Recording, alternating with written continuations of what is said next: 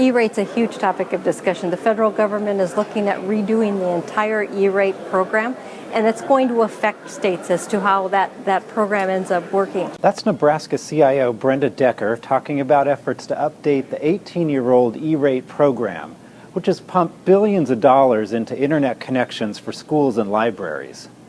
Decker's watching for changes that could increase connection costs. But she and others agree that E-rate could use an update. I think one of the primary issues is that as effective as E-rate has been. So in our last published architecture plan in the state of Mississippi, I think we've brought $523 million into the state. That's incredible. Yeah. For a rural state like ours. Yeah. I think the issue is that, with the Telecom Act of '96, some of these ideas are just a little dated. The FCC plans to phase out support for paging and other outdated technologies and refocus the program around broadband access. For us, that's one of the biggest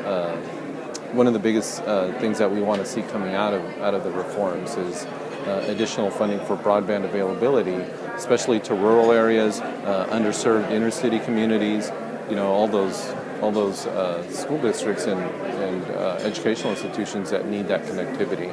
A group of state CIOs met with the FCC in May during the NASCIO mid-year conference, and they're optimistic that the Commission will allow broader use of E-rate funded infrastructure. One of their focuses is, while serving anchor institutions first, to leverage that in increased capacity, increased infrastructure, also to the benefit of the state as a whole, which was actually music to my ears.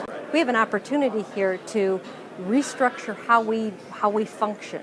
For example, the fact that I could use a school in the evenings to do something other than education, possibly town hall meetings, those kinds of things.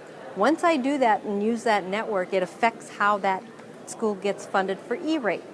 In my opinion, if the E-rate allowed us the flexibility to say, here's the percentage of what we're actually using for education, now give me my E-rate funding based on that, and allowed us to share some of those resources into those smaller communities, it would give us a greater standing as to making sure that we got lower costs for everybody. Look for more coverage on this issue at govtech.com.